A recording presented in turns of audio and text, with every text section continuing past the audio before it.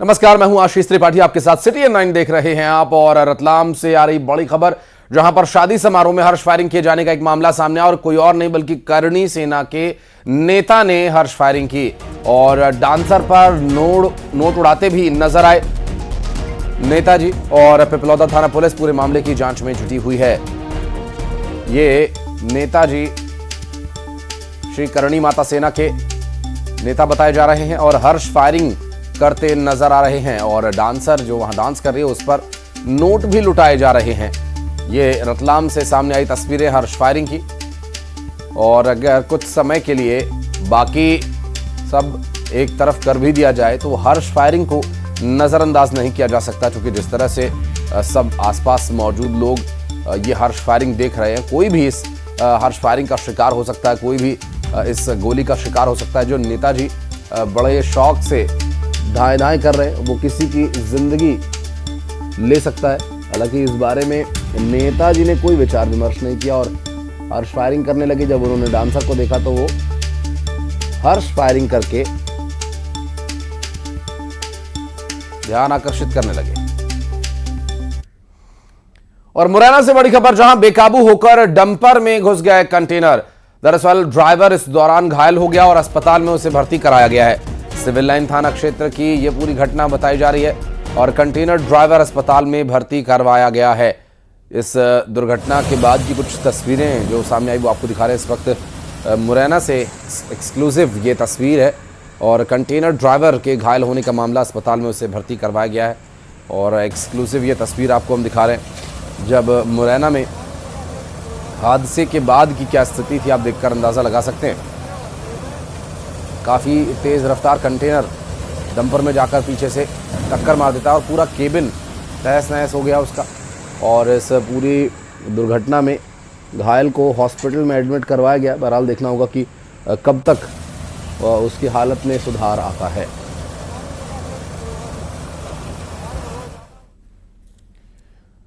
और बढ़ते हैं आगे, अगली खबर मंडला से, जहां फर्नीचर की दुकान में आग लगने का एक मामला सामने आया। लाखों का फर्नीचर जलकर राख हो गया। फायर ब्रिगेड की टीम ने आग पर काबू पाया और अंजनिया चौकी क्षेत्र की यह पूरी घटना बताई जा रही है, जहां लाखों का फर्नीचर कैसे धू कर स्वाहा हो गया। इन तस्वीरों में देखकर आप अंदाजा लगा सकते हैं। फर्नीचर की दुकान में यह आग लगी थी और लाखों का फर्नीचर जलकर भस्म हो गया इसी दुर्घटना में। और ये आग कैसे लगी, क्या इसके पीछे की वजह थी, ये अभी तक स्पष्ट नहीं हो पाया है। बहरहाल आग बुझाने के लिए काफ़ी जद्दोजहद वहां करनी पड़ी।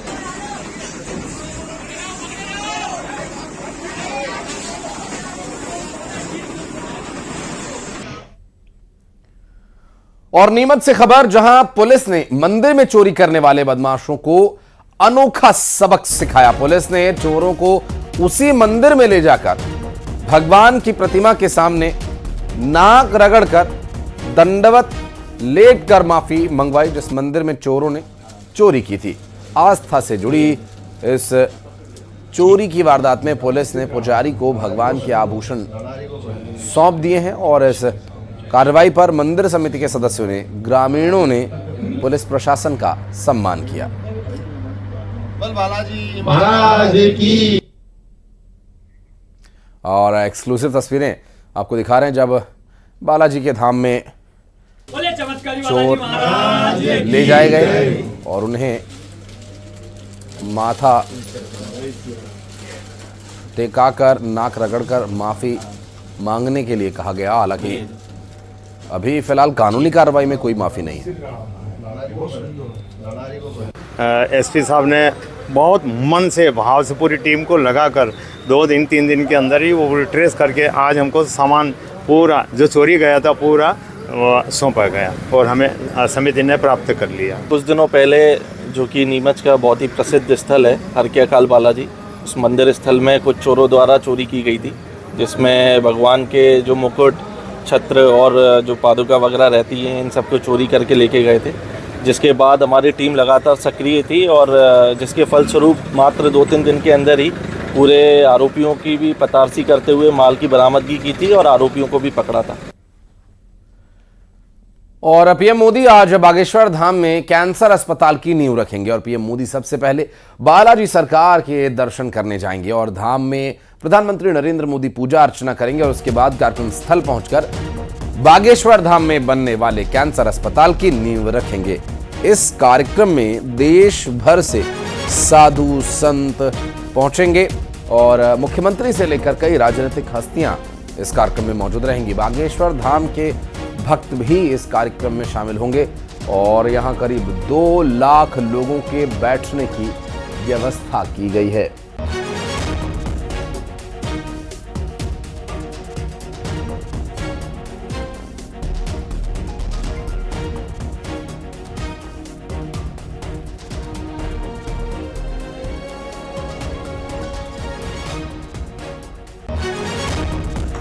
और आपको बता दें कि ये जो कार्यक्रम है आज काफ़ी महत्वपूर्ण कार्यक्रम है और बागेश्वर में बुंदेलखंड में कैंसर हॉस्पिटल का होना न सिर्फ बुंदेलखंड वासियों के लिए बल्कि कई अन्य आसपास के ज़िलों और अन्य राज्यों के लिए भी ये एक सौभाग्य की बात होगी, क्योंकि आसपास किस तरह से लोग जूझ रहे हैं परेशानियों से और मेडिकल कॉलेज तक बनाए जाने का लक्ष्य पंडित धीरेन्द्र कृष्ण शास्त्री लेकर चल रहे हैं। और मेडिकल कॉलेज होगा तो निश्चित रूप से यहाँ के छात्र छात्राओं को कहीं अन्यत्र जाकर मेडिकल की पढ़ाई नहीं करनी होगी, उन्हें यहीं पर अपने ही गृह क्षेत्र में एडमिशन मिलेगा और पढ़ाई करने का मौका मिलेगा। इसलिए ये मेडिकल कॉलेज और ये अस्पताल कई मायनों में महत्वपूर्ण है और इस कॉलेज इस अस्पताल के माध्यम से न सिर्फ लोगों को इलाज बल्कि शिक्षा भी मिलेगी। मंत्री छतरपुर बागेश्वर धाम आ रहे हैं महाराज जी के यहाँ पर कैंसर हॉस्पिटल, और महाराज जी की मान्यता है कि हॉस्पिटल और खासकर कैंसर हॉस्पिटल ये गरीबों की सेवा का मंदिर है। आधुनिक समय में मनुष्य को सेवा के काम भी हाथ में लेना चाहिए।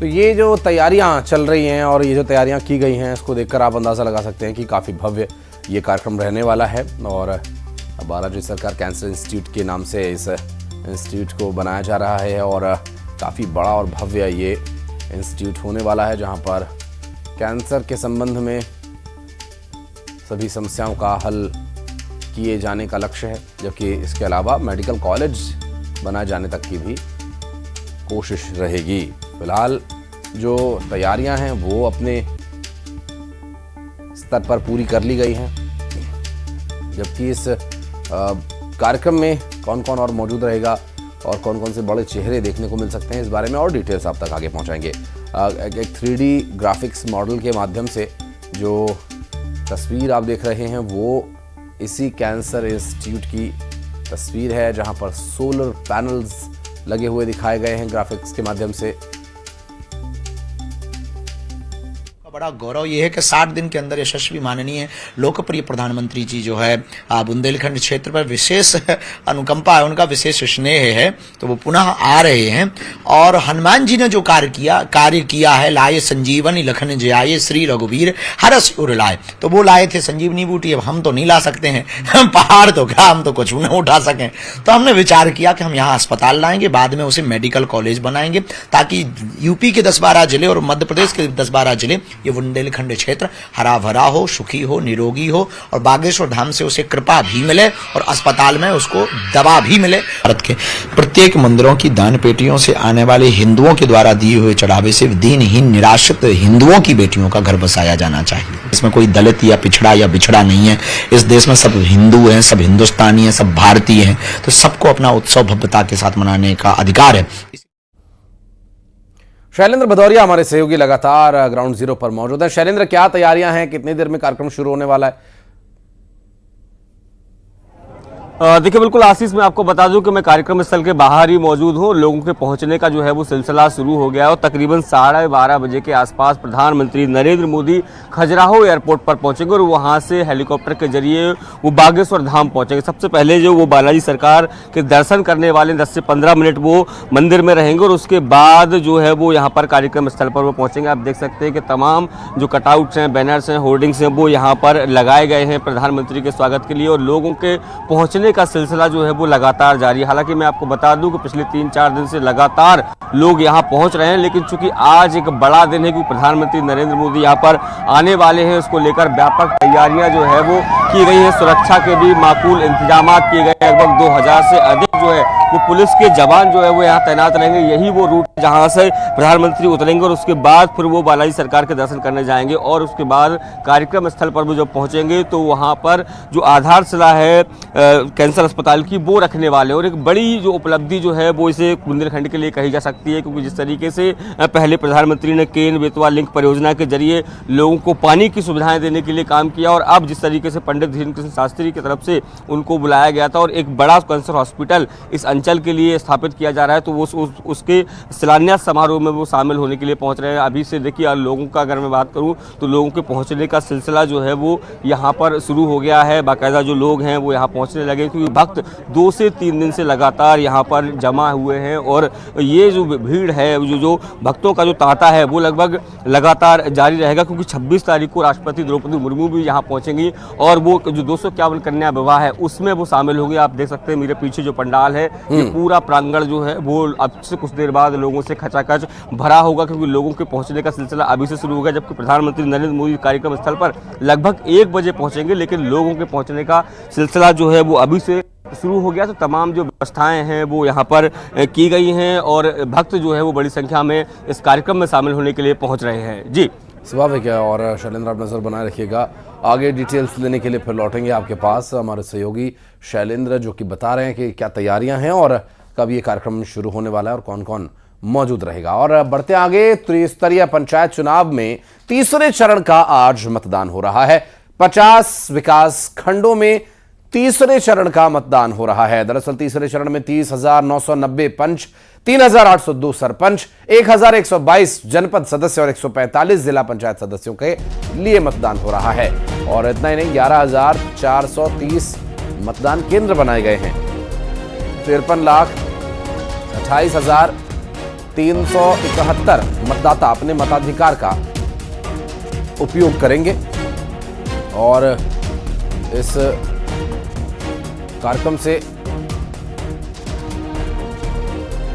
इस चुनाव के कार्यक्रम से जुड़ी हुई हर अपडेट आप तक हम पहुंचा रहे हैं। और फिलहाल अब बात करेंगे हमारे सहयोगी वरुण राय सूरजपुर से, तो सूरज गुप्ता बलरामपुर से जुड़ गए हैं। और वरुण, क्या स्थिति है फिलहाल, आप किस मतदान केंद्र पर हैं और किस तरह की पोलिंग की प्रक्रिया चल रही है?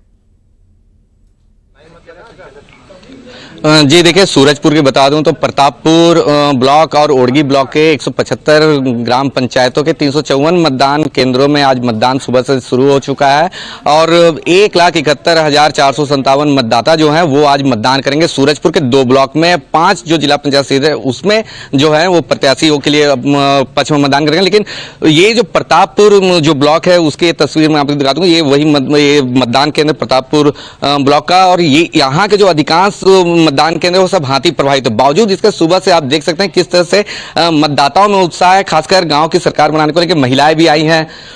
इनसे हम जानते हैं कितने खुश हैं मतदान करने आए हैं आप? बहुत खुश हैं। गांव का सरकार बना रहे हैं? हाँ। आप बताइए अम्मा, कितने खुश हैं? हम बड़ी खुश हैं। कैसा सरकार बनाएंगे गाँव में? क्या कुछ मुद्दा है कुछ आप लोग का? नहीं है तो बनाएंगे तब ना होगा। अच्छा, बनाने के बाद सोच के रखे हैं दिमाग में। आप बताइए कितने खुश हैं, उत्साहित हैं? बहुत खुश हैं। तो सवेरे से आप लोग यहाँ पर आए हुए मतदान करने? हाँ। गांव के सभी लोग आ रहे हैं? हाँ, सभी लोग आ रहे हैं। ठीक है। हाथी का कोई अभी इधर हाथी पहुंचा तो नहीं है? नहीं, अभी नहीं पहुंचे हैं। ठीक है। तो देख सकते हैं कि महिला मतदाताओं में भी काफी उत्साह है और यहाँ जो है जो सुरक्षा के मद्देनजर में भी यहाँ सभी तैनात हैं। प्रशासनिक पूरी व्यवस्था जो है पूरी तरह से मुस्तैद नजर आ रही है। जी। और सूरज हमारे सहयोगी बलरामपुर से मौजूद है, उनसे भी बात करेंगे और जानेंगे वरुण की क्या स्थिति वहां पर है। जैसा कि आपने दिखाया कि महिला मतदाताओं में उत्साह है, लेकिन सूरज, अभी बलरामपुर में किस बूथ पर आप मौजूद हैं? वहां के वोटर्स का क्या रुझान है मतदान के प्रति?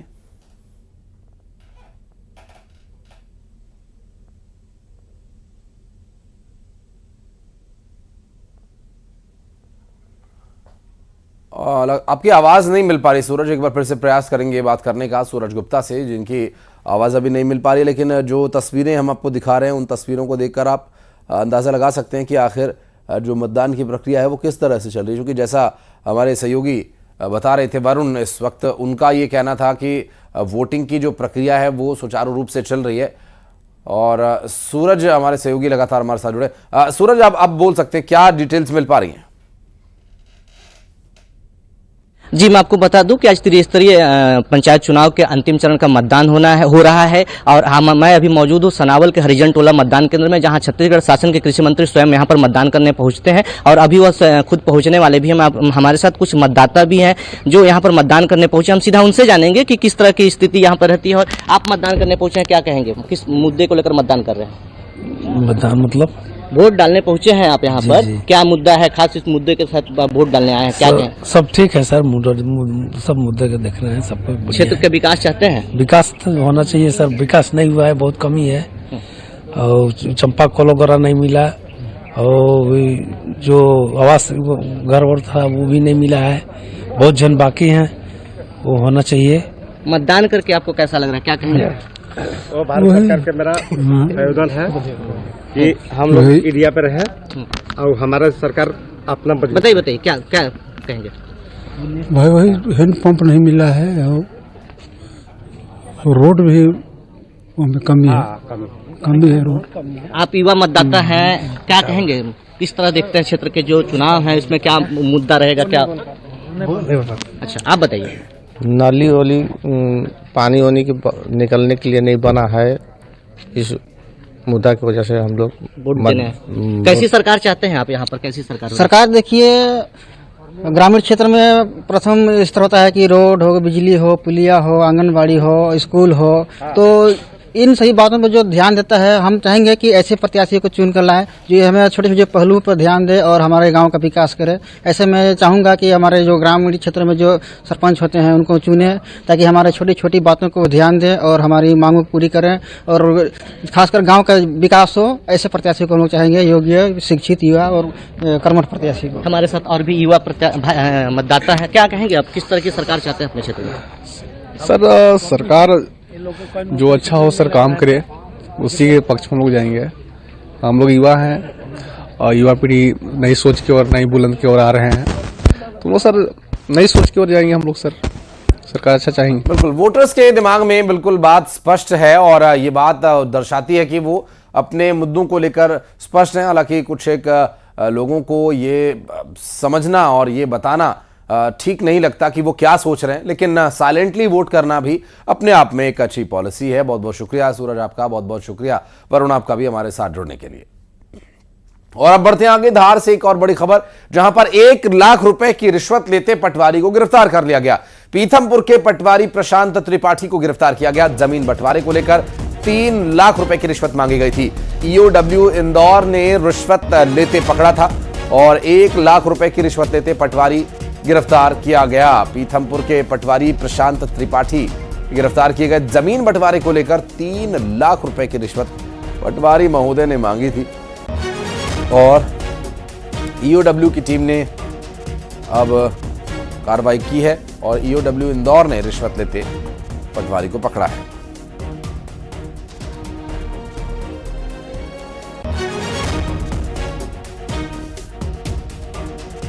और अब टॉप 20।